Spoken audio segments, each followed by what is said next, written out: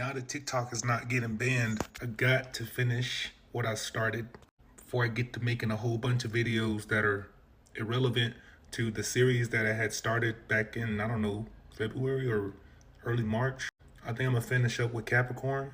All right, so if the moon rules Cancer, follow me. And if Cancer was a werewolf, then not only means that Capricorn would be a vampire.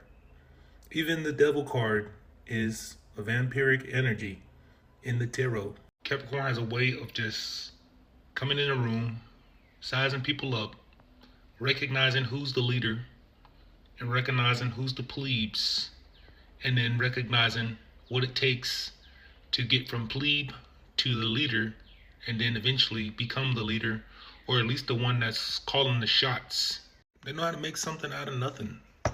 Sometimes that's not the best thing, you know what I mean? But they know how to flip stuff, and make something out of it. I would say Capricorn is the sign of transmutation, even though Pisces is, the ruler of transmuting things for maybe a spiritual benefit. Capricorn would maybe be the side where it's more so for an earthly or a material benefit. Capricorn is seen as the elite of the zodiac. It's at the top of the wheel.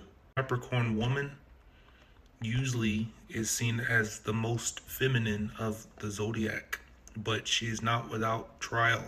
It comes at a cost. Maybe that Capricorn man is usually seen as the dad or that granddad. It's the dad energy. It's somebody that is able to go to work, maintain, and then come home and relax. And he's looking to that feminine energy. That they want that, expensive. How do I say it? It's not so much that it's expensive. It's just they have very rich taste. What they want so bad, they're gonna want a lot of it. So whatever the Capricorn isn't, they're gonna want that very bad. So they're gonna transmute those feelings into drive to get that thing. So I would say Capricorn's gift is their ability to just take that raw desire and turn it into drive. They can take something and turn it into something. I think about Capricorn as a juggernaut first, but that power came from something. It's gonna have that strong desire nature. Sometimes it's not so much that they want something, it's that they don't want something. Capricorn is it's that person in the movie where like they may sell their soul for fame, and then they go through a lot behind the scenes, and then they smile to everybody. They have all of the the riches and the wealth and everything that you could think of. Now, I'm not saying every Capricorn is like this, but this is your ideal version, or not the ideal. When you think about Capricorn, you think of somebody that has everything together, and they went through the hard knocks of life and went through the ropes to get through the ranks to get to the top. I don't know if everybody is aware of what that takes. Shit, I'm not even saying I do, but you see it in social media. I mean, you can say social media, but you see it in, celebrities, later on, some of the things that they talk about behind the scenes. But you usually think about Capricorn as what's on TV, or who's in the spotlight, or who is in political power, or who is up there at the top, the elites. Not so much the people you don't hear about, but it's more so the elite. Now the people you don't hear about, that would be something different, but it's still an elitist sign. So they're able to take the stuff at the bottom, put it to work, and then create order, and maybe grow from there. They take something and they turn it into something, and then they're able to feed off of that. It's a weird, I don't know how to explain it. They also know how to see A to B to C all the way to Z, and they know how to figure out a way to make a plan from A to get to Z, even if they don't know, what the whole alphabet is for. They can go to another planet and figure out all the resources that's there and figure out how to capitalize Capricorn on everything that is, you know, useful, and then maybe claim it, for themselves if they wanted to. That's just an example. Anything from a whole planet to, getting a good job and creating a business and, you know, getting momentum going and, you know, further achieving their goals. It's not always about business, even though they have that business mentality. They just know what they want and they know how to get more of that. And they know how to touch something and turn it into, you know, something that's going to fuel that thing. They're going to do that. Capricorn has a lot of taboos, tastes. Scorpio rules taboos.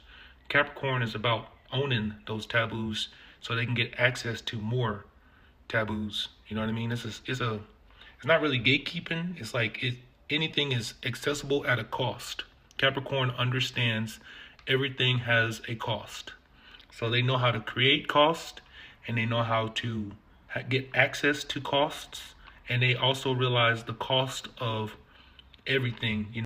Opportunity costs, that's the biggest thing. They not only know how to benefit off of what it's going to cost you, they know how to protect themselves if they're aware. And Capricorn is the sign that may feel weak. They may not always be weak, but they understand how weakness can make you somebody that could be stepped on if you're not careful. So they know how to create, that stepping stone for themselves to get to the next stage in life, wherever they want to go. Leo and Capricorn are alike. I would say Leo is Capricorn's nemesis. Capricorn is that sign that worked hard to get there, and they have the character that came out of the hard knocks, where Leo may have that popularity that comes with just being, popular or having that bravado of personality. Capricorn has a lot of personality too. You want to think about, going through them hard knocks that can change a person mentally. So a lot of people are either very funny. Capricorn is extremely funny because, that stoicism, to kind of compensate with being stoic, you got to be funny.